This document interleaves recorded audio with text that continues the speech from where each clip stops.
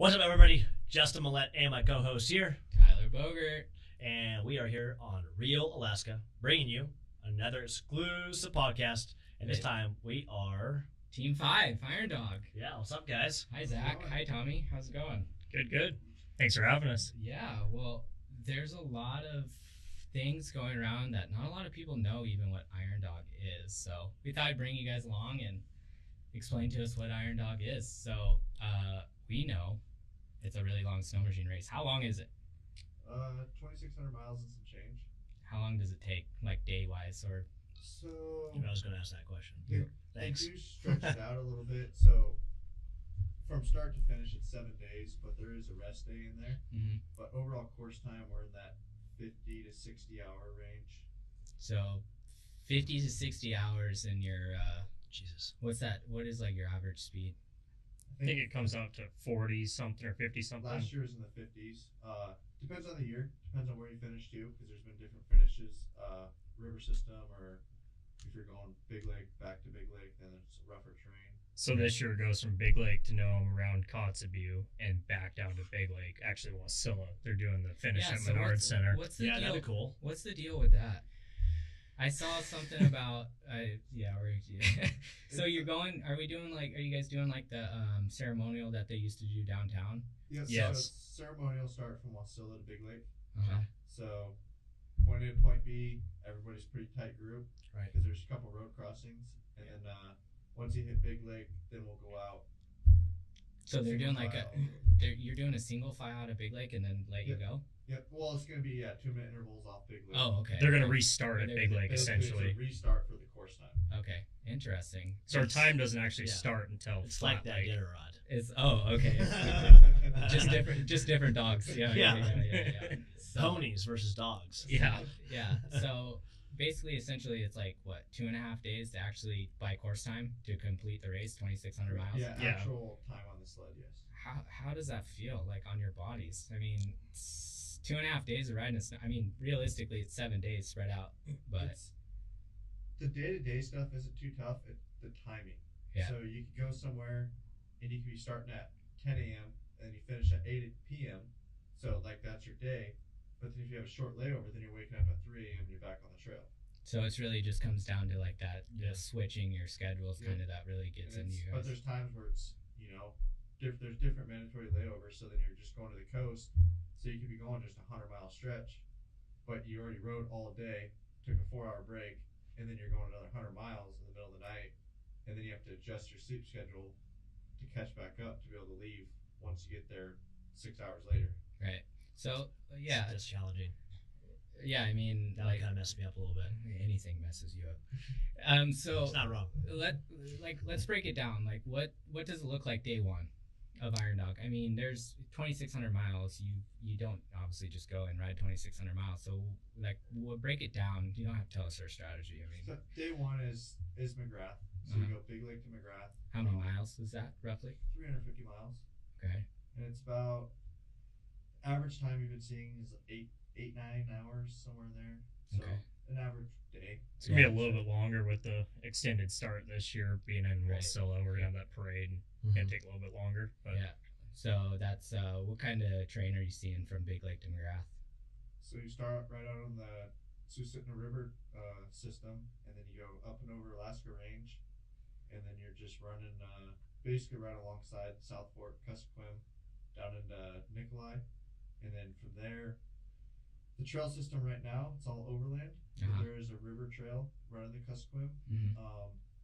So for the vast majority of it, it's kind of what we're used to Right. in the South Central region. Yeah. It's not until you get to the mighty Yukon on the Ruby that's where it really changes. Yeah. So with the first day, it seems like you're hitting really most of the aspects of the whole race in the first day. Yes. Yeah, obviously I didn't grow up on snow machines, and so I'm sure for some of us people, myself included in this, who don't quite 100% understand like what goes into getting prepared for something like this. I mean, it just sounds daunting just listening to it. Obviously, Tyler, you raced it a few times, right? So you One in like would you say a tenth? 1 in a tenth. right? Yeah. So you have some underlying knowledge, right? But Growing up. having with it, like so for myself and those who probably have no idea what it takes to get ready for something like this, like what does it take? Well, we start out with 4 sleds. That's if you have a budget. Most Yeah. people can't start with 4 sleds. FYI. That's a lot of money, Howdy. So we each have a practice sled and we Right. each have a race sled. We build our practice sleds. We put on about 2,000 miles of training miles, testing suspension. We basically build them identical to our race sleds and try and get training in, figure out what works, what's failing, what we need to brace up. And Fix. Yeah. So that's 4 snow machines. So what period do you start working on your race sleds? Depends on how soon you can get them. Oh, really? Is that Oh, yeah. probably Like right? especially with just nowadays, it's how difficult it is to get stuff. parts included. Perfect world, you're getting your sleds September, October, Mm-hmm. and at that point, some people start working on them. Some people ride them first before they strip them down. We always try to just get a head start and get the little things done that take the most time, and then start building from there. And then you try to hope them on this, have them on the snow a week before the race. Right. But it's every night of the week. Yeah. There's something to do. Logistically, getting this, ordering that, researching this, it ends up being a full-time job. Right. It seems like you probably don't have any time from September till end of February to do anything but Iron Dog. Yeah, not a lot. It's just a straight Iron Dog. I mean, we were in the garage till almost midnight last night working on them. So Well, we appreciate you guys stopping by for a little hiatus. Yeah, I know, right? Yeah. So, once again, the naivety of this person right here. So you have 4 sleds, right? Yep. Your practice sleds and your race sleds. So it sounds like you have quite a bit of work to do on a brand new snow machine. So, like, without obviously giving away any trade secrets for you guys, but like, obviously, I can't just understand the concept of having a brand new snow machine. You're like, oh, by the way, we have to do all this work to it. So I guess, what do you do? There's a lot of little things. Yeah. So you could just start by storage. So there's Right. required items you have to carry. Okay. And so you have to factor all that in. You got to create your storage for it. And then you go into the sled performance aspect. You can't modify the motor. There's a lot of OEM different rules, part numbers that you have to follow. But you still, there's different bracing, there's stuff that fails, there's stuff that is good for the average consumer, but for the race purpose, Yeah. that's what we're basically building is a race purpose snow machine Right. to get views for a week and not turn a wrench on it. that's the goal. Right. That is the goal. From having that conversation with Tyler, it sounds like that goal is sometimes really tough to meet. Yeah. Yeah, And it can end quick. Right. Clearly. Yeah. So, it definitely I can see what these guys do. Like I said, I've done it myself, but just putting preparation into a race that you couldn't even make it off the lake sometimes. Something freak could happen, like what happened with me that we had a torsion string go straight through the heat exchanger and just ruined our whole race. It was the most expensive ride I've ever been on. I mean, it was 6 miles and we were out of the race in Jeez. 6 minutes. God, man. So they put a lot of preparation into what they're doing with suspension. I mean, you got to add all the extra fuel because there's spots in the race that you need extra fuel. Right. So you're adding, what are you guys running extra fuel capacity this year? So you try to aim for that 15-gallon total between Mm-hmm. the stock fuel tank and your auxiliary fuel. Yeah. And consumer sleds now are 10.8 on. 10 to Roughly. 12, yeah. Yeah. So if you're adding another, let's just say 4.5 gallons of fuel, that's an extra, 40 pounds? Yeah, 8 pounds per gallon. Yeah, so you add an extra 40 pounds, well, Right. then all your gear and everything, so you're just adding all this extra weight. And like Zach said earlier, the terrain you're going across will beat your sleds to literally death. So you got to figure out how to brace them, get them race purpose ready, so you're not blowing yourself out or the sled out. So 6 miles in and done. yeah. I mean, there's sections. This is my first year doing it. Oh, so that's exciting. Zach's done it 5 times, This 4. will be my 5th, yeah, 4 times. So he's got a lot of experience with it, and I've been learning a lot from him, obviously. And like we went to McGrath last weekend, 2 weekends ago for a training ride, and there was a section probably 20 miles long that had pretty much no snow. I mean, we're riding across just tundra. The burn. Dude. It's frozen, so it's It's like Right. frozen basketballs is the best way to describe it. I mean, so you're just hitting it, you know, and you're bouncing off them, and you're doing 50, 60 across it. Jeez, man. Yeah. it's like driving the rumble strips for miles. And those rumble strips are the size of basketballs. Yeah. You don't have the comfort of Right. leather seats that are heated. Yeah. It's cold. Yeah. Yeah. What? So, Tommy's first time this year. Zach, what are your finishes in this race? So rookie year, we took 11th. We had some mechanical issues, and then second year was 4th, third year was 3rd, and then last year we took 5th. Very nice. So you're definitely up there and continue. So this year we're going for first with a rookie, right? It's the goal. That's the goal. That's the goal. So kind of jumping back into the actual race. So we talked about the first day, Wasilla. It's weird to say Wasilla to McGrath, but what kind of after that? Do you see like improvements in the trail, like second day, or is it just continually get worse? Weather's a big factor. Yeah. It's as you're going through. So you go McGrath to Ruby, and that's all kind of like rolling type hills, overland. Mhm. I wouldn't say it's like a cut through a mountain like a passage or like a portage, but it's kind of that kind of feeling. Yeah. But it is longer sections. There's Ophir Portman, which is 100 miles, and it's kind of a long section. It's desolate. Nobody lives out there. There's So random you're creek not- crossings. Yeah, you're There's not passing any population-wise people. So it's kind of just you and what other teams are out there.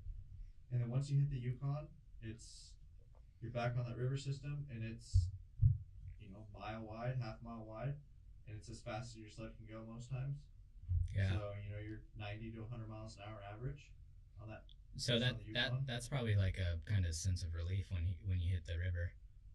To a certain extent. Yeah, I mean, you get going those speeds and things happen really quick. So it's a little sense of relief because you're not having as many those obstacles to overcome. But at those higher speeds, you got to be able to react a little quicker for if things do happen.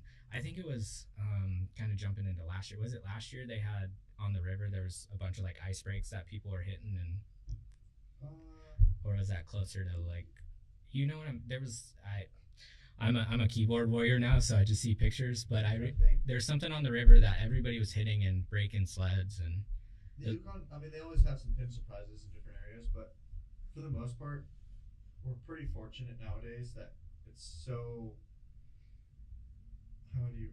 diverse in all the communities out in the villages. right. That there's villagers coming both ways, and so if there's a potential hazard where somebody gets seriously injured, there's Iron Dog sends stakes to the villages. They stake out X's, because it's everybody wants to make it to the checkpoint. Everybody wants to make it to the finish. Right. And so if they can help someone or get that potential hazard where somebody might, hey, that might be a hazard, I'm gonna slow down, versus back in the 80s, 90s, and those guys, they barely even had GPSs. They're kind of just navigating by what they know. Yeah, you hear some of those old stories like Rod Frank, who's like my grandfather. He's the one that won the first ever Iron Dog, and he was telling me about like they would literally pack snowshoes so that they could pack their own trail through some of these mountain passes so they could get to the next checkpoint. Jesus, dude. It's nuts. right. So you snowshoe the whole thing down to get on your sled. No, well, they would just go for it, and there was Right. not really any trail, so they get to a point where they're like, okay, we have, because back then you didn't have Right. these sleds Well, that were right. 100 and what are you guys at now? 120 horse, 120 horse ish. Yeah, right. Yeah. Yeah, so think about back in the day, those sleds were like 75 horse, and you're trying to go over these mountains. They had Right. They also had no air support. Yeah. So the race has completely changed. It's turned into. So back then they did the 1,000 miles. So they would go Big Lake to Nome or Nome to Big Lake, vice versa. But now, we're going there and back, 2,600 miles. But we have air support, and it's turned into a sprint race. Our pace and our speeds are faster than what even in the mid 90s they were doing it at 1,000 miles. So yeah, Right. let's jump into that. You talked about air support. What's that? What's the air support So- for the people that don't know? I would say probably the top 10 teams, they all have some sort of air support or outside help where parts are staged or your plane basically follows you. So your plane's always one checkpoint ahead of you. So you're coming into a checkpoint, your plane's there waiting Mhm. in case you need parts. If you don't need anything, he's back up in the air ahead of you, and he might, fly the course and see different rough sections or something. And they're allowed to communicate with you now. Oh, wow. through I our didn't know that. radios, Yeah. So like we have radios, we talk to each other, and it's kind of difficult to hear the plane, a lot of times, but they can usually get something across, or whether a team's closing or we're closing in on another team, just so you have that sense of like, hey, someone's gonna be there or something like that. But they're always got the parts. We basically put a whole snow machine tore down,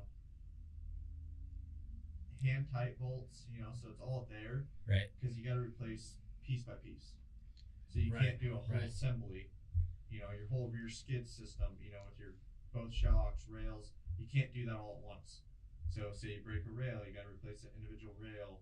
So you have everything there complete, but you also, it's not tight where you're making extra work for yourself. or Right. anything. Right. So, with the air support, it kind of, I don't want to say it makes it a little more advantaged if you do have an air support, but it does in all reality. It makes it a lot I would easier. say so 100%. Yeah. But there's other teams that don't have that feature. But so what kind of like restrictions does Iron Dog have to basically, like, you can't just replace the whole sled and do it piece by piece? Like, do they still have the rail stamp and things like that? Yep.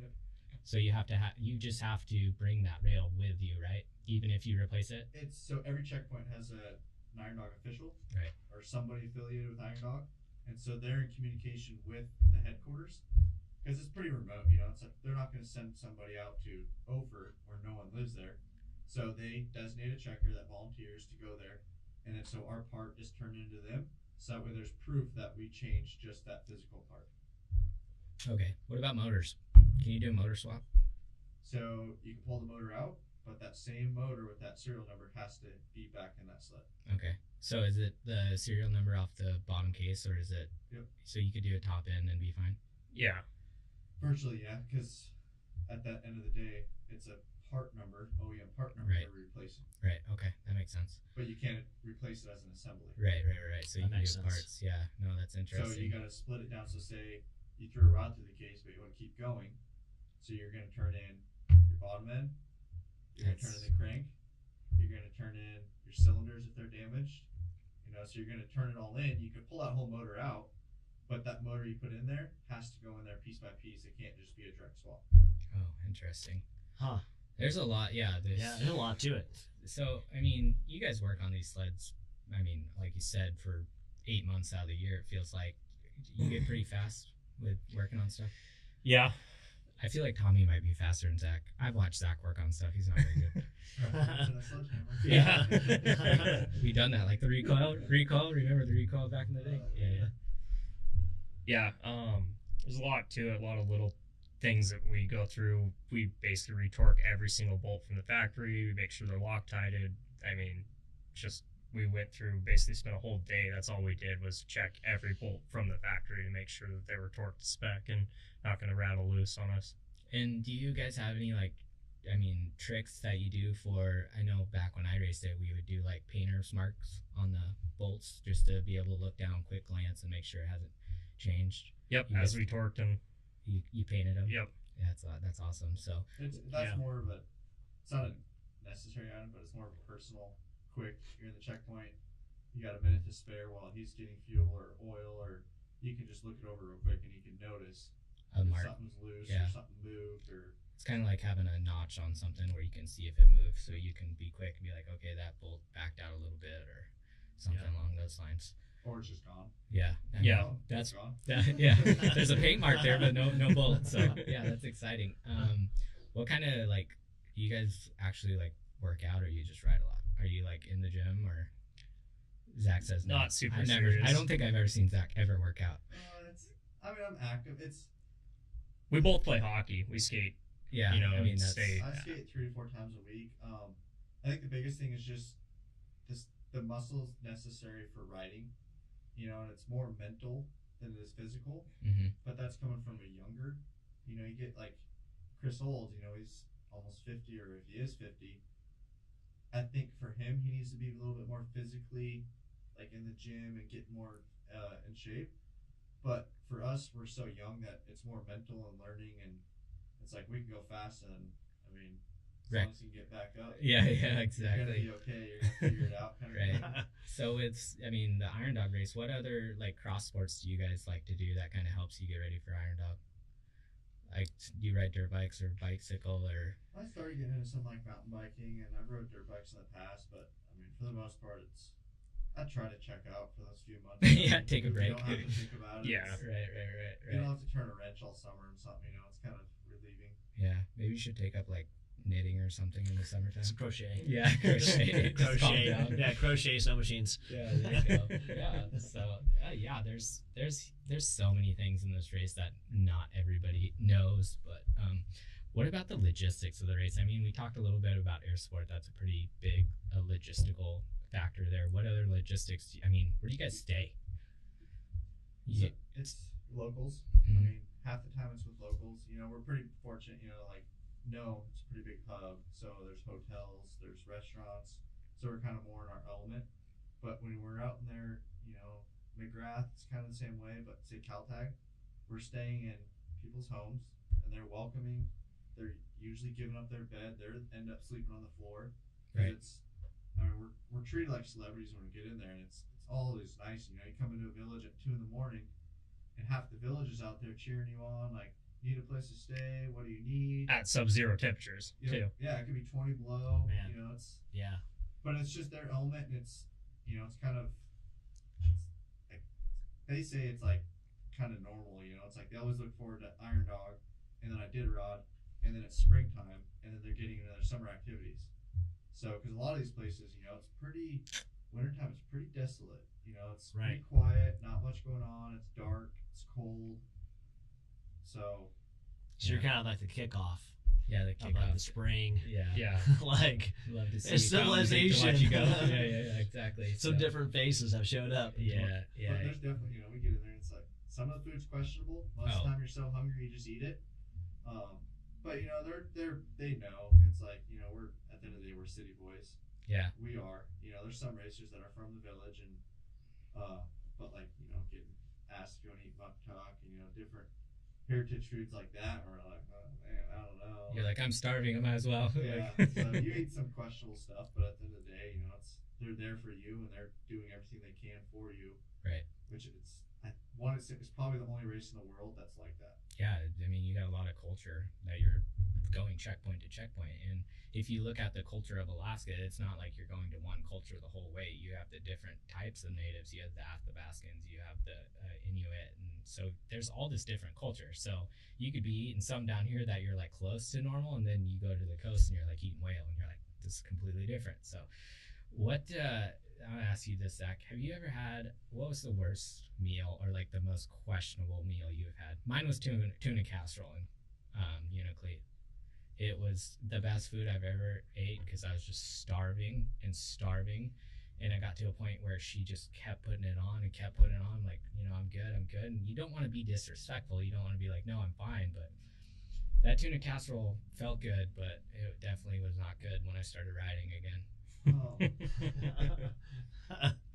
I would say everything I've ate it's always, you know, it's like, oh man, like you're questioning it, but it's always, you know, been fine. Yeah. But the most questionable name, I think was Manly in 2019. We got a cat soup. Oh, goodness.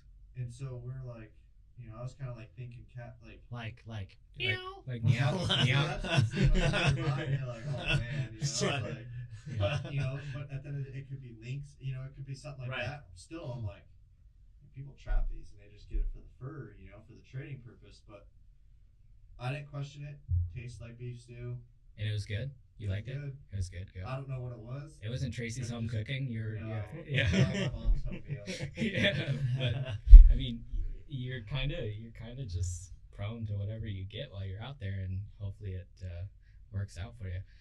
What do you look forward to, Tommy? I mean, I guess you've heard a lot of stories, and you've been around the snow machine industry, so you probably know a lot of guys that have done it. What's one thing you're looking for? I've been to quite a few of these villages from work. Okay. In the summer, so seeing them in the winter will be totally different. But I'm just excited to see the whole course. He was, after talking to guys that have raced it, there's a lot of cool stuff you see, but as you're racing, you're going so fast, you're not paying attention to all the stuff out there, where we were talking the trail class. It'd be cool just to see some of the sites and actually be able to enjoy them, and see what's out there. But I'm just looking forward to being able to compete in this. It's a huge commitment and a big step. I've been snow machining for years and done a little bit of cross country racing, but it's all pretty new to me. A lot of this stuff is more in depth. All I want to see is you do a seat grab over something. Something, please. Yeah, I've been asked that a few times. I've been asked to do a few backflips. Guys have thrown that out there. So I guess we haven't talked about that, but Tommy is actually into freestyle. So Tommy does tricks. So that's why we're giving the gotcha. So when he says backflips, so it's that's a real totally thing. different. Yeah. This is way different. Yeah. So you're saying I need to throw a kicker at the finish and. If you were going to compare it to another sport, I would say I do like sprints and hurdles, and now I'm training for a super marathon. Oh. So it's, riding a snow machine that, people are like, oh, just riding a snow machine, but they're totally different sports, right, different purpose-built sleds, and what we do with these ones versus what I would do with the different style machine is completely different. Right. One of my sleds that I do all the tricks on, it's only got a 3-gallon fuel tank on it. Yeah. And it runs 110 octane fuel, and you don't go very far on that. Yeah, right. You go from ramp to landing. Yeah, exactly. It's really fast, 0 to 75. Yeah, it's geared different. Yeah, you're not holding that for. Yeah, you're not going 12 hours. Yeah. So Tommy does an hour session and goes home and sits on the couch. Yeah. I'm gonna go do some tricks and then go watch the football game. So exactly. What I guess kind of jumping into something else here is what about Rex? Do you guys like Zach knew this question. So last year I was sitting in Fairbanks. I was working. You can hear the sigh on that one. Yeah. And we talked a little bit about how your race can end pretty quick, but I saw a video of you on the Big Lake Trail, and you were coming down the Big Lake Trail, and you were ripping. Like, I'm like, okay, Zach speed, right? And then all I see is Zach flying and sled rolling. Like, how often does that happen? I don't, you guys are out there. We don't have camera footage. We don't have all this. Like, how often do you actually get off the sled? Like, actually crashing or, like, tipping? Hopefully never. Yeah, right. I think he meant unintentionally. You don't turn a wrench. You stay on your sled. You finish with the same windshield.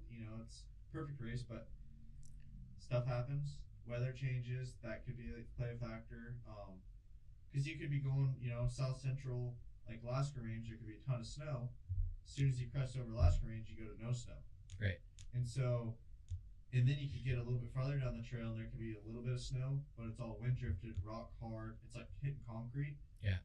But the curbs are 3 feet tall. Oh, wow. And so, there's really not much forgiveness. So there's so many different terrains. If you're the leader, you end up becoming the bump dummy is what they call you. Yeah. And so your job is to just keep it together and just kind of find that pace. Right. Where you can kind of handle everything. But I mean, it happens. It's the beginning of the race. You get so many nerves, you get excitement. You've been down the same trail 100 times. You've hit that same bump 100 times, and it just changed. Right. And that's what happens too.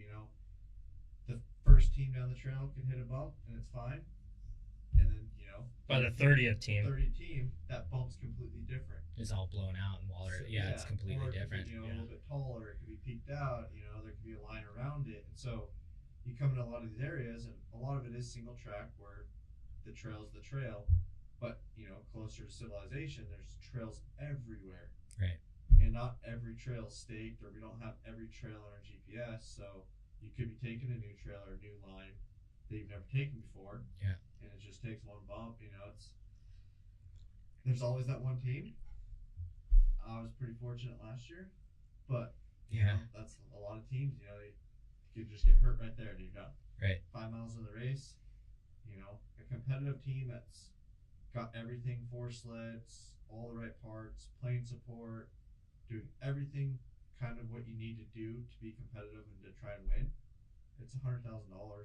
Yeah, it's not cheap. So And it could all end, you know, that's where it's hard. It's like a bolt could fatigue, you know, just a bad bolt batch, you know, something could end your race just right then. So how do you handle that mentally? I mean, we're talking a lot about like physically, like on the sled and your body's like, do you see your mental capacity or your mental like health like breaking down through the race, or like how do you handle that? Do you? Tom got a good lesson of it when we went to McGrath. He had a couple parts that failed, self-inflicted or not. One of them, you know, could have just been bad manufacturing, but at the end of the day, it's pretty mentally draining just knowing that you can't go the pace that you need to go or you want to go. Yeah, it definitely takes a toll on you. You know, when you've been riding for 8 or 9 hours and you break apart and you got to limp into a village, and you know, on our training run we obviously didn't have air support or anything. So when we got to Nikolai, I cruised around the village and found a guy with a similar sled and borrowed the part off of him so I could keep riding. And then I mailed it back to him when I got back to town. That's awesome. I mean, it's cool that they're able to like. Yeah, the native villages, they're pretty, like Zach was mentioning earlier, like it's a big deal to them, so they're usually pretty willing to help you guys out and do whatever they can to keep you going. That's my first year. We laid over in Galena, so I blew a belt coming out of Ruby. We were told to change belts in Ruby because you're going to get wide open river. The belts were a little bit different a few years ago. We didn't because we didn't feel we needed to, because our sleds weren't running that great. We're like, oh, they'll be fine. We'll make it to Galena. We'll change it there. We don't want to lose any more time. I blew a belt 10 miles out of Ruby. So like the mental, like you were like. It was just like, man, rookie mistake. First year, it happens. That's kind of why, you know, it's a learning curve. So didn't think anything of it. Cleaned out the belt, changed it, went to Galena, went on our layover, and then so that layover's different. So you kind of get there still in daylight. Yeah. And then you're making the push to the coast, but it's only like a 6 or 8 hour layover. So you're riding all during the night to get to Unifleet, to get to the coast. Right. The top teams will push on to Caltag. Right. Probably about midfield back, we'll lay over in Galena. Mm-hmm. And we got halfway to Caltag. There's a little village called Nolato. No idea it was there. Don't see any lights, don't see anything. My sled's belt slipping. I ended up taking on a crank seal when I blew that belt. Oh goodness. But all of a sudden, all these snow machines, you know, we stopped on the middle of the river trying to figure out what it was, where all this oil was coming from. And then all 10 sleds come right at us. It's 2 a.m. And we're like, where are these people coming from? Right. You know, we had no idea where we were. And then we're only a couple miles from Nolato. But it's still just like, they knew we were coming. They saw where we were at, saw we stopped. And so it's like, there's people out there, you know, there's guys that they try to race you, you know, it's a big deal. You know, kids get on their sled and they're following you down the streets when you come in, you know, it's because it's just excitement, it's joy, it's what they want to do when they grow up because they watched it all growing up. But it's just, there's so many variables. Yeah, it's crazy. And the one thing that I thought was really cool and was I came into Caltag. I was pulling into Caltag, and it was my first year racing Iron Dog. And there was like 4 of these kids. They were like 6 or 7. And they had signs that had my name on them. And I'm like, you know, I'm a nobody, right? And they were just like yelling my name, go Tyler, go Tyler. And you're like looking like, okay, what's, you know. They just reused Tyler Ackelstein signs. Yeah, exactly. It was the second Tyler coming. They're like, we'll add a 1 to this number and make it work. But exactly, yeah. So it's kind of cool to see that. You get that people know your name. They want to take pictures with you. They want to talk to you and kind of. You ultimately become a celebrity for a week. You know, you're signing autographs. Yeah. Getting pictures taken. High fives, you know, and it's every village, and at any hour, any temperature, there's gonna be somebody there waiting for you. Right. That's pretty cool. Yeah. Like, you know, actually. Well, because you know, unless obviously you've been part of the race, you just don't see it. Like, it's not like they have cameras or news crews in every village or whatever, right? Like, yeah. So it's cool to get like that perspective of. It's definitely different. I mean, the one thing that kind of sticks out in my head too was I was going from Old Woman's Cabin towards Unifleet and just riding on the tripod trail, and I thought I was ripping, right? So, you know, I'm looking down and I'm getting it like 65, 70, and this sled passed me. It's like a 380 fan, cool dude has a beaver hat on, just rips by me the other direction, and I'm like wave at him, being all nice. And then next thing I know, this dude's next to me, like right next to me, pulling a like trapper sled. And he's just waving his arms. And I'm like, what the heck? And so my partner, same thing. We had radios, and he's like, "What's that guy doing?" I was like, "I don't know. I think he's like signaling me." So we were rookies. We were like, maybe he knows a faster way. So we like followed this dude, and he put us on this trail that was a super highway into Unalakleet. And I had no idea where I was, and it was just out of nowhere. This dude on his 380 fans just like waving me by. So the big joke in our team was just go right and follow the guy with the the beaver hat. So it's really, have you guys experienced any like people trying to race you or get you off course? Or so last year, we were leading, going. Where were we leaving? I think it was like Cayena, right before Kotzebue. Yeah. Us and Team 6 were kind of battling, and we passed them right at the checkpoint, and we get back onto the river system, and I start seeing snow dust, and I was like, oh man, another team must have passed us or something, where we didn't see them. So we're going. I'm finally starting to see like the back of this guy, and I see a big backpack, and I'm like looking, and I was like, that's an old sled. I was like, so it's early 2000s, like a Yamaha triple, 700 triple, whatever they are. And there's this dude, I'm barely catching him, and he's kind of pulling away in a lot of sections. Backpack, beaver hat, pair of goggles, sitting down like he's riding a lazy boy, just cruising. And he played with us, and then I finally got around him in some bump section where he had to go slower, and then my partner thought that I was him. So then he was pacing with him, and then finally when we got to a wide open section, he could see me way up ahead. And then he's like, what in the world? And this dude raced us all the way to Kotzebue. And then added us on Facebook and said, hey, nice ride. Oh, that's awesome. Yes. That's so funny. But That's that awesome. guy's probably going to tell his kids about that. Oh, I raced these Iron Doggers going to Kotzebue. Yeah, I was leading the Iron Dog. Yeah. Those are some of the mental things, like you can't get caught up in the moment, some of that stuff.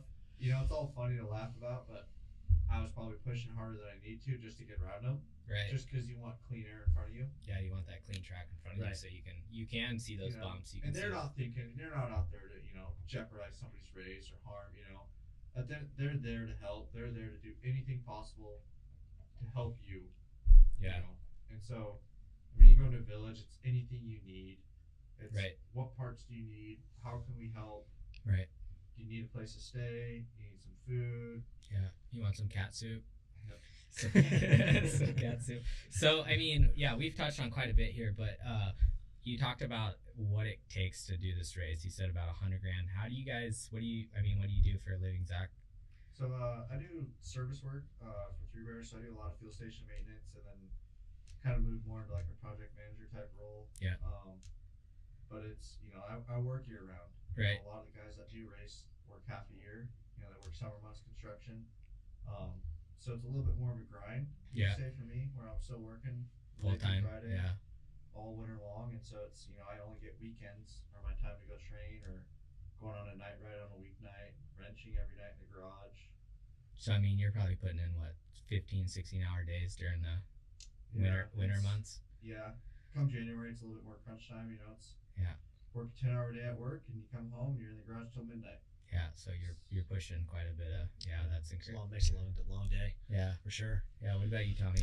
I'm a foreman for Quality Asphalt Paving, so I normally work the summer months, but this job that I'm doing right now is having us work through the winter here. So the 1 year I decide that I'm going to race Iron Dog, they have work for me all winter in Anchorage, so now I'm commuting in, working all winter. Oh. So it's made it more difficult, but it's actually worked out at times. I've been able to grab parts and get stuff done while I'm in Anchorage here. And yeah, that's nice. It's worked out a little bit, but it's definitely some late nights and lack of sleep trying to get stuff together. Yeah. Mm-hmm. What about where do you guys get help sponsor wise? So I've been pretty competitive, and I've gotten some good finishes. So I get quite a bit of support from players. It's not. It's A-Ride is what they call it. So it's not like full factory where they're paying you, but I do get some sleds, do get some parts, and all the kind of support, technical data support, and then our biggest sponsors, who I work for, Three Bears, they actually bought 2 of the sleds this year, but it's just to get in the race right off the bat, say I want to race Iron Dog, you get signed up, $3,500 each. Right. So you have that initial factor, 7,000. Yeah. and if you need your sleds, we're pretty fortunate, with the race department and stuff like that, we're able to get our sleds. Hey, we're gonna need them. We're telling them in July, but if you're committing to it, you're committing in March to snow check sleds. So that way, you guarantee you're gonna have your sleds for the following year. Right. So you're committing so early, and so money's coming out like right now. But I'm pretty fortunate. All my sponsors, ever since my rookie year, one or two might come or go, but for the most part, it's the same sponsors. Some give more support one year, some a little less the next year, but it's been pretty consistent for me. Yeah. And then Tom, he came on and he was able to bring some more sponsors on too, which it's there. It's not so much advertisement because we're not televised or anything like that, so it's more of a passion to them too. Right. They enjoy the racing factor and they enjoy the excitement of it. Yeah, for sure. Yeah, and I mean, so initially going into the race, if like Joe Schmo down the road in whatever state wanted to come up do it, so that's probably where that big $100,000 comes in. It's like a shell shock, but it sounds like you guys, with your experiences and your family and whatnot, you kind of have that backing of you don't actually have to fork up $100,000 after you do it a few times. Yeah, it's still expensive, even even if it's not $100,000. You're still buying, parts, and then one weekend, you take out a couple of A-arms, there's $800 real quick, Or just fuel. I mean, fuel is expensive in It's $12 a gallon to buy it until a rainy pass right now. Man, yeah. So it's $120 pretty much to fill up our main tanks to just do a training run. So that's $240 a whack every time you go to. Yeah. Plus, Squintna fuel. And Yeah. then, plus fuel in Big Lake, so it adds up. you training. truck fuel. So if you're commuting from Anchorage out to Wasilla to start riding, Yeah. or vice versa, you got truck fuel. You got. It's a lot. It adds up. It's It just adds a up lot quick. to take in, and Then you look at these teams coming from out of state or out of country. There's teams from Canada and down Minnesota, Wisconsin area. Yeah. There's a few teams from down that way, and they're driving up right now to be here in time for the race. So they're either shipping sleds up ahead of time and flying up, or driving up with their sleds. That's Or what they're just getting free room and board right now. who's getting. They're not getting. I know. I'm just kidding. Yeah, I have a team that's staying with my parents right now, and was the biggest thing was logistics. Getting sleds up here is just because shipping right now. They just got, because they're only running 2 sleds because they didn't want to fork up for 4 sleds. He just got his sled on Friday. and that's where it's like these guys. It's like I think it's awesome that they're coming up. They're experiencing new. It's completely new to any racing circuit that they come up. There's guys from out of state that come up, and on the stat sheet, there hasn't been too much success for them. I think there's, I think Corey Davis and Ryan Simons. Ryan's from Canada, and it took him quite a few years to kind of figure it out. But I think he's the only out-of-state person ever on the podium. Right. No, it's true. I don't think I've ever seen anybody from out of state on the podium. We're still working on race sleds. We can work on until the next for the race because we have everything here. They're finished with their race sleds by mid-January, end of January, so that way they can make their Trek to 5 to 7 day trek up to Alaska. Right. Yeah. But then they have no miles on our train. It's just completely different than what a lot of people expect.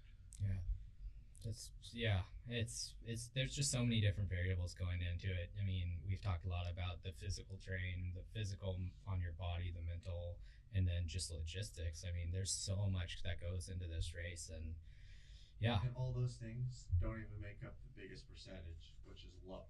Yeah, exactly. You have all this preparation, the right mental mindset, sleds are 100% dialed, everything's perfect, and it's just 2% of bad luck, and it just ends your race in 5 minutes. Yeah.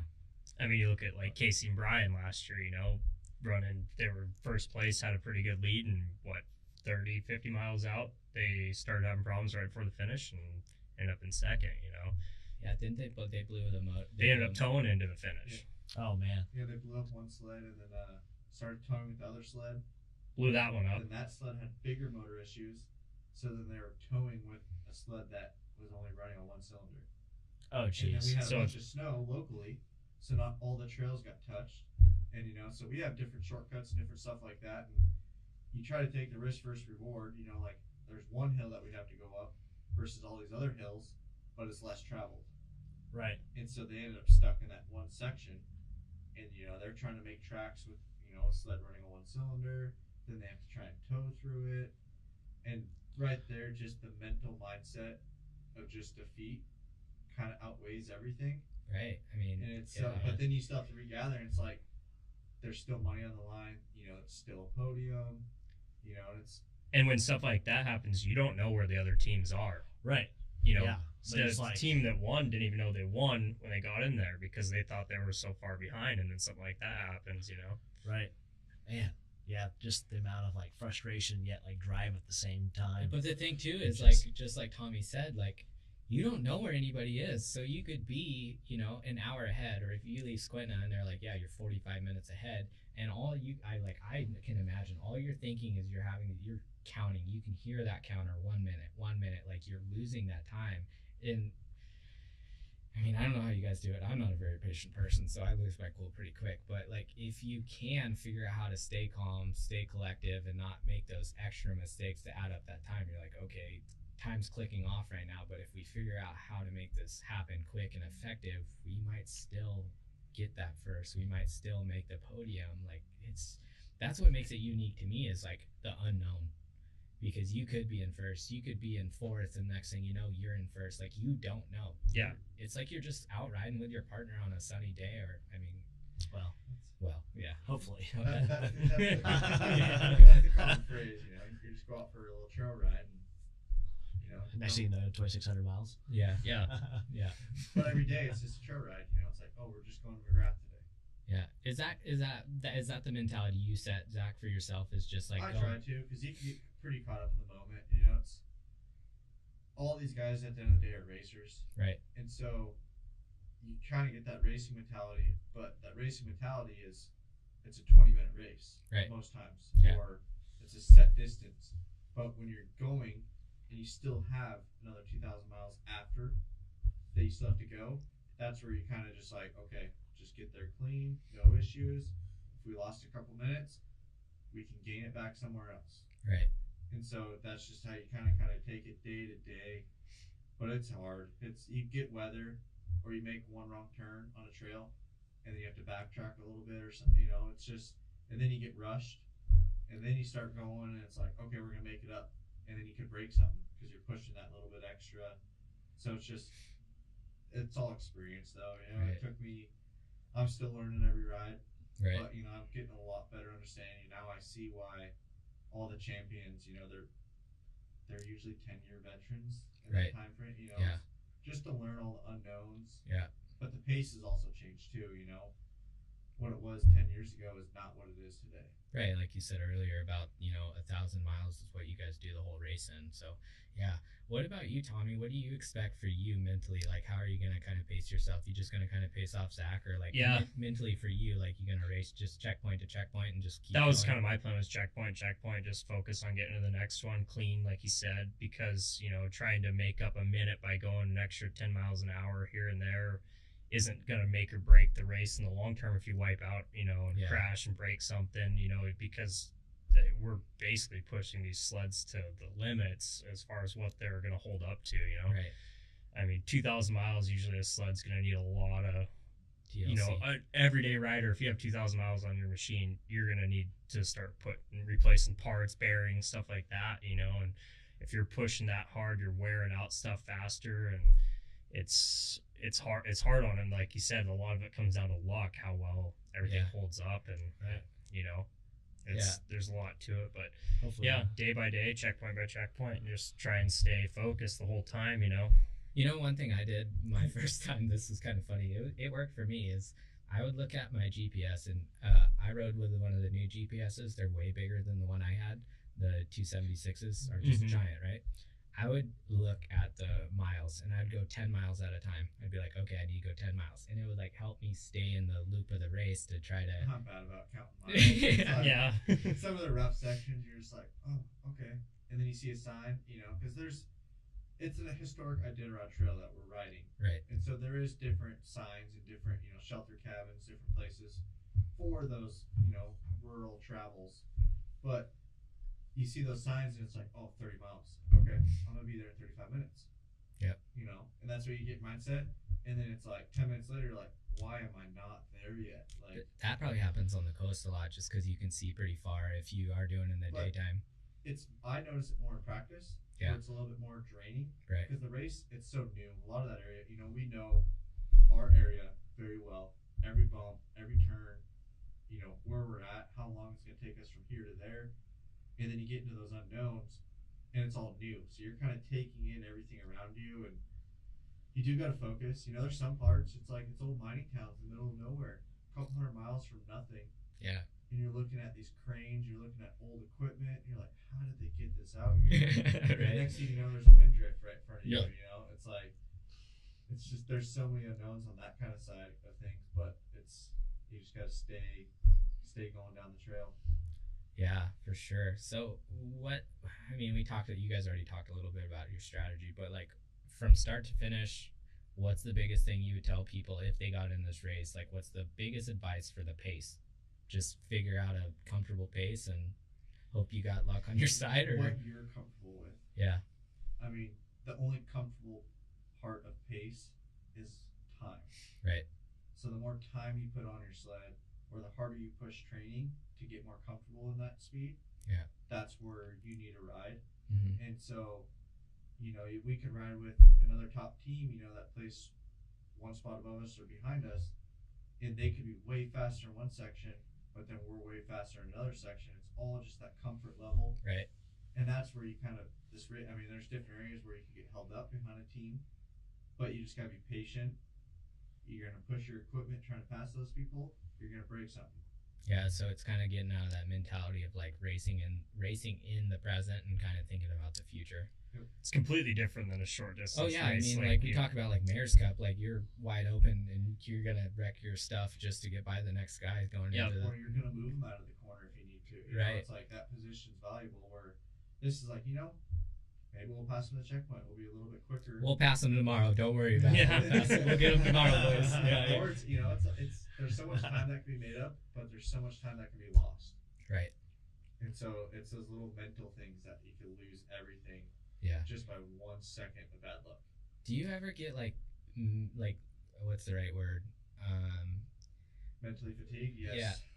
Do you feel like you're like getting in that like delusional state of mind? Especially when the weather's bad. You get on the coast, you know, it's dark. Could be blowing 30, 40 miles an hour. Could be a blizzard whiteout. You can only see 10 feet in front of you. And the only reliability you have is your GPS. And you're staring at your ski tips and your GPS, you know, kind of one eye in each, for miles and miles. And then once you get to the opening or just halfway through it, you just like kind of come to realization. You're like, what are you doing? Yeah. And you have no idea where you're at. You know, if you turn that GPS off, You're stopped. you have no idea where you're going. Yeah. don't And you know- got ocean on one side of you and jumbled ice on the other side of you that you're trapped between. You know. Man, yeah. It's, you can lose. I mean, I don't know how those guys ever race without GPSs. I mean, it blows my mind. Yeah, that's crazy. I mean, like you talked about, just like recreational riding, you go out and you get in some kind of ground storm and you don't have a GPS, you're at a standstill, like trying to figure out Or which. your turnaround going home. Right. Yeah. Or it's like, we have to go point A to point B. Right. You can't turn Like, around. that's what the race is about. So we're going through it. Yeah. And that's where strategy and timing comes into a lot of that too. Is there's been times where teams lay over different than other teams, and the weather passes, you know, one way or the other, or it comes in on them and they get held way up. You know, Right. there's different. Some sections are actually faster to run in the dark with our auxiliary lights we run. You can see better, you know, Yeah. than if it's flat light, it's hard to see definition versus having our headlights. You know, there's certain things like that that come into factor too. Right. With strategy, and it's kind of day by day, you know, as you're going. Yeah, I mean, it just seems like, you know, of course, over a few days, so many options with weather and variables. You know, it's almost like you have to like take the race in as literally like in the moment of. It's, you know, you can pre-plan part of it, you know, just all from what I'm hearing, right? Yeah. Because I haven't raced it. Yeah, you have a game plan. Right, you never, but- you never follow a game plan. Right. Yeah, but it just seems like there's so many variables that could potentially just, I mean, throw a wrench right Yeah. into the entire Hey, thing. Good pun, by the way. Thank you. I'm proud of you. Thank you. I try. Yeah. Zing. But I mean, man, it's really got to keep you on your toes. And it's like, yeah, so you have your perfect world, you know, you're trying to put, I'd say most days are in that 300-mile range, 3 to 350, 400. Mhm. But Yeah. then there's days where, you know, coming back, we leave Kotzebue last year, and we're like, we're just trying to get as far down the trail as we can. So we went Kotzebue to Galena. I don't know the mileage off the top of my head from that one. Laid over for an hour, got some food, and then we left and we went all the way to McGrath. In that distance, Kotzebue to McGrath is like driving from Seattle to San Francisco. Holy cow. And we just did that in a day. Yeah. You know, we left at 6 That's- a.m. and we got there, you know, at midnight or 1. But that's just that the moment. Covered That's just 3/4 of our trip back in one day, and then we just gave ourselves a longer rest period. Right. For the When you're final farther day. down the trail, you know, Yeah. because it does, you know, your motor, you know, the more miles, hours on it, it does start fatiguing too. Right. And so starting it, doing the cold starts, that kind of, it does start wearing on it harder. right. So, but I mean, most times everybody just kind of follows what the leader does. Right. You know, because that's the goal. You don't want to break trail for the leaders. That's just a rookie mistake. Right. You know, so snow 2 feet, they laid over, you're gonna lay over right behind them. You're gonna make them push their equipment and break that trail before you do. It feels like, you know, we really talk about it. It just comes to mind as like cat and mouse. Like you're just cat and mouse, cat and mouse, cat and mouse all the way to the finish and see who gets there first, who's the cat at the end or the mouse at the end. So yeah, it's a crazy race, and I'm glad you guys got an opportunity to come and talk to us about it, and we wish you luck. Lots of luck. Yeah. We're- Yeah. Absolutely, man. It sounds exciting, but also, We're so you guys if anybody wants to follow you guys during the race, where can they find you? The best place is Facebook. It's Team 5 Davis Wise, I think. I'll drop the link in the description for you Yeah, guys. it's on Facebook. As far as following the race, the Iron Dog website has a GPS track Yeah, deal yeah, on so it, we and all then have there's trackers. there's a Facebook page for Iron Dog as well that has pretty good live updates from locals. Will go live Right. on there. The coverage is kind of tough to follow on this race because it is so remote. A lot of these places don't have any kind of cell phone service. So, Yeah. you know, there's nothing there. So, I mean, it's difficult, but like I said, I'll be following the ping. I'll be refreshing. Yeah. I won't get anything done for a week.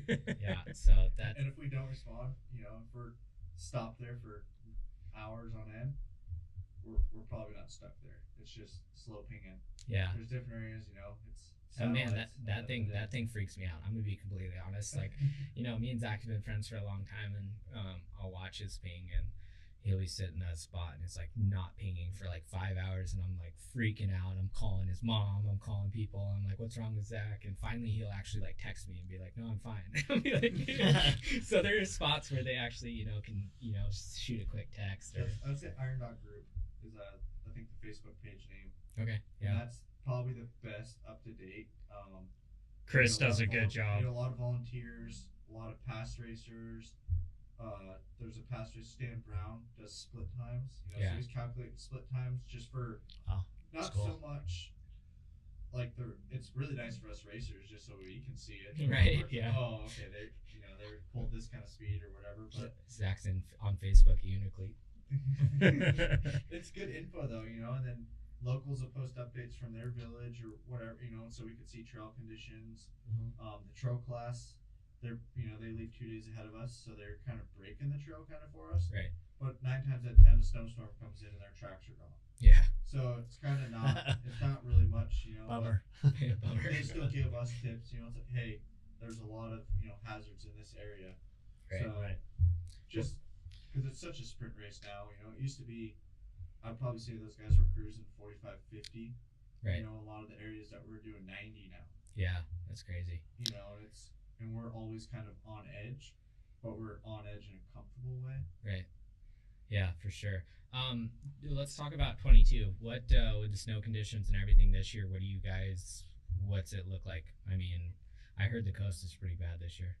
It's just this But it can change. Yeah. I mean, it's 2 gonna be weeks. different You know, next- it's a week and a half till a Yeah, race. it's gonna be so- different next week. So And that's where. So my rookie year, Unicleat, it was a weather delay. So they actually held us in Unicleat for a day, and then restarted all of us. Kind of sent us out, kind of different course times, but so we all had a gap, but we could all kind of get there together.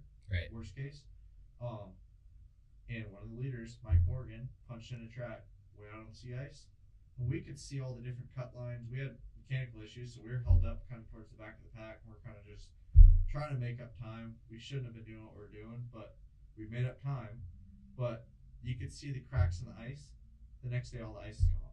Oh wow. It was just Oh, pure open jeez. water. So at the end of the day, it was kind of a floating iceberg, but it just can all just change. So you go to Nome on the ice, it can all blow out the next day before you leave, And then you gotta go and then around. you're going overland. So it's a completely different route. Right. And so, rookie year, a lot of these new people, they don't have all these tracks. I have tracks saved all over. The sea ice is never the same. Right. So those tracks are kind of out the window. You're kind of going by feel. What do you, and by tracks you mean your GPS track, right? GPS Okay. track. Yeah. Just so, everybody because understands. there's no established track. I wish they kind of would. I think it'd level the playing game a little bit more, where they just set the course, everybody follows it. Right. But at the end of the day, it's the fastest from here to here to here back to the finish. Man. Yeah. Makes sense. So realistically, what you're telling me, you guys don't have a game plan. You're just going day by day in the race, and I mean, you have your game plan, obviously, like you said, keep your stuff together and don't crash. And It's such a rough. We're being told it's a rough year. Oh. So, but 2,600 miles. It's keep your machines intact, and you're gonna finish pretty decently if you don't have to turn a wrench. right. So You just ready to make do it? sure it's in You one. ready? You ready to race? Yeah. So actually, we were actually talking about this. I hadn't told anyone, but me and my dad are going to do the trail class next year, just because he's never done it and he's been a part of the race for so long and helping teams and doing the parts thing. So One day I'll get there. yeah, you want to go? Get Dave to go with us. The Daves, the Dave and Dave. Yeah. So Just to see some of the sights. I mean, I don't know. It's just you get out there and it's 40, 50 below. When you're racing, it's like you don't think about it. Right. You're cold, but you don't think about it. Yeah. But when you're out there for fun and you don't have much money into it, I don't know if I'd have that same desire. right. Yeah, I'll tell you right now, I don't really look forward to it, but Father wants to try it and get to know But there's him, some so. days where it's like, it's 25, 30 degrees, sun's shining, bluebird sky, snow's good, sleds are riding good, and you're just like, man, this is awesome. This is the life, You yeah. can't, and you're seeing new stuff. You're going through different places. It's just completely different terrain. Or you're just doing 100 up the coast on the sea ice.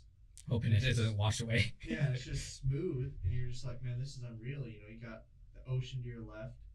You could see it. It's all wide open water. You can see the villages that you're passing on the coast, up on the hillsides. And it's like, man, this is pretty fortunate, pretty lucky to be able to do it. Yeah. Yeah. That's crazy. It's That's awesome. pretty cool. Anything else you want to talk about with them? I mean, you look like you're a little overwhelmed here.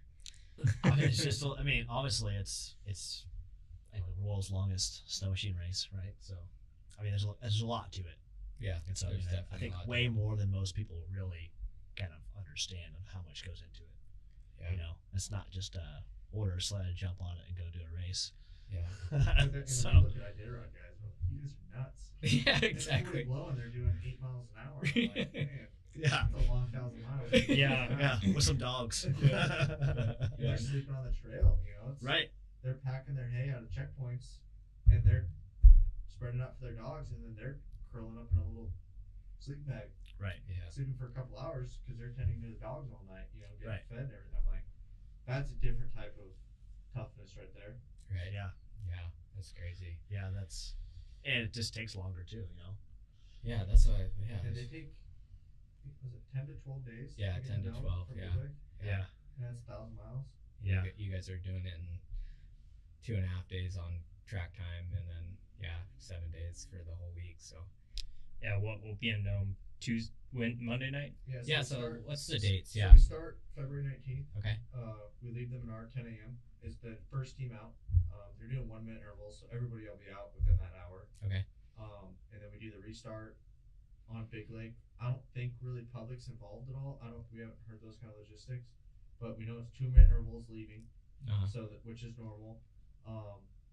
So usually we get to McGrath like right at darkness, So we'll go to McGrath, and then the second day usually go to Galena or Caltag. And then you'll have a layover there because there's mandatory layovers.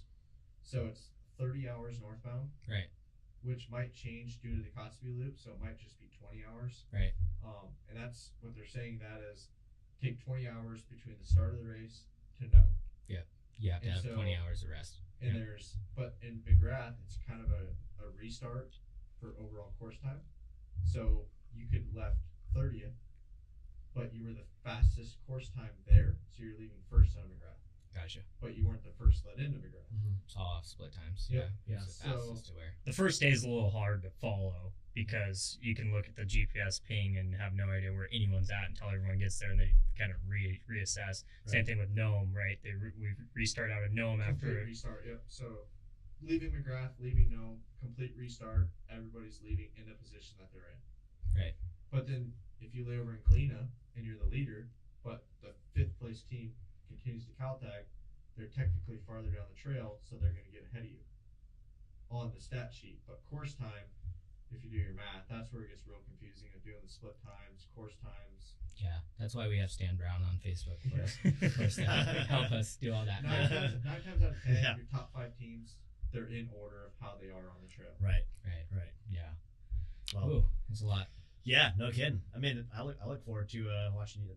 Obviously, Tyler tracking you guys and they give me updates. Come join the party. Yeah, man. So who's your pilot this year? Is it Brian? Yep. So Brian Turner, he owns Last Frontier Contracting. Yeah, he'll be here tomorrow. Okay. Yeah, he's doing a builder consultation for us, but I'm trying to get him in here to do a podcast. We about should do building. it. I mean, since he's gonna be here, might as well. I'm gonna coax him into it. So yeah, Yeah. We could try to do a wrap up with him. that'd be Because fun. he sees different parts of it too, where, he lands, locals help him out with the pickup, drive him around. Usually he's there ahead of us, so he's trying to figure out lodging too, or he's trying to figure out who we talk to. Because, like with COVID, some families, if they're a little bit tighter, if they're higher risk, it's Right. So we're kind of at that, so we'll stay wherever, Right. know? Yeah. Right. And Yeah. so he's trying to figure that stuff out too, and then he gets a whole other weather perspective where he's up in the air. His risk is a lot higher than our risk. Right. So we're down on the ground in the ground storm, and he's either trying to get over it, or he's turned around and he's stuck. Right. And so Yeah. he's stuck behind us, and then he's still trying to figure out a way to help us. Yeah. Playing that game. They're all on small planes, so that way they can land wherever. So you need 2 planes, is what you're saying. Yeah, we need 2 planes, 4 sleds. We need a paved runway. Yeah. With, QAP's right here, man. Yeah. Paved Make runway something with happen. IFR in every village. That'd be Or the a ticket. helicopter. Yeah, that'd be the Perfect ticket. weather. So So you kind of play that game. So that's where you can have a plane. They might make it to McGrath, and then they get weathered in Galena. You never see them on the whole coast. right. So Right. then that can change your whole strategy. Like, we have no air support.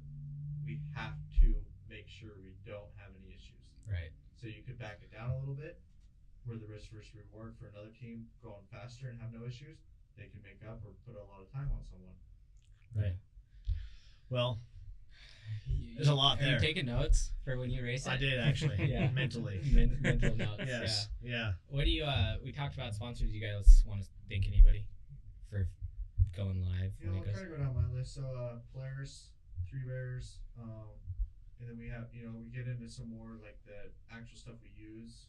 So you get like, your studs, carbides, and then Windshields. windshield, all the little important stuff. It's so many little pieces, and there's so many Alaskan companies that step up. Like Aspire Realty, you guys pitched in and helped out, so it's a little from everyone, Right. to make it all happen. Yeah. And I mean, that's the biggest burden, is getting that financial. You Right. get that financial burden off your back, where you're not stressed about that, and you're just focused on putting together a snow machine and just going and riding it. We put in the time training, but at the end of the day, it's like, if you create what you need, you're gonna accomplish what you need to. Right. Yeah. Well, It's crazy the overwhelming amount of support that I've received for being a rookie from people. I had people reach out and want to sponsor us, Yeah. and it's helpful. Like GPS Alaska and Sun Station Tanning Salon, they contacted me and were like, "Hey, what the heck? You didn't call me." I don't like asking people for money. Like, Right. To me, Right. it's just I feel like it. I don't feel like doing. Yeah. Just something about it. But a lot of people really wanted to help out. They wanted to support it. And they really want to see us do well. So they reached out and did a lot of stuff. And it's crazy just and how many people have been like, "Oh, you're running Iron Dog, that's so awesome, here, we're cheering for you, send me a sweater in Colorado," or places like that where it's insane just how many people are following along and want to see. What social media has really driven outside of Alaska the last few years. There's a lot more people involved now. I think we're starting to get more on the map. It used to just be the Alaska thing, Right. and now we're kind of getting more on the map with down in the Midwest with the whole racing, like cross country circuit down there. There's been a few guys that have come up try to do it. The factory. You say try. It's a little bit different for those guys. They can. Was it 20? Their terrain's so much different. They don't have limited snow conditions here. They're racing completely different. And it's riding through cornfields. 150-mile race. It's that same day, 150-mile. Across cornfields and driveways. Yeah. So but then we get, was it 2015? There's all the water. So we had 40 degrees raining in Big Lake, 30 below in McGrath. Yeah. In the South Fork, so what is that? South Fork's around like mile 150-ish. Yeah. Right before Roan, all wide open, and you're water skipping, basically rapids. And these guys are coming up. They're used to a groom. Not I wouldn't say groom, but a closed course, maintained 150-mile racetrack. Right. And then it's just not the same. Where it's staked out, roads are closed. They got set up, for that. Yeah. It's Yeah. different. And this is just you're getting your tracks from another racer, hoping that they didn't give you something.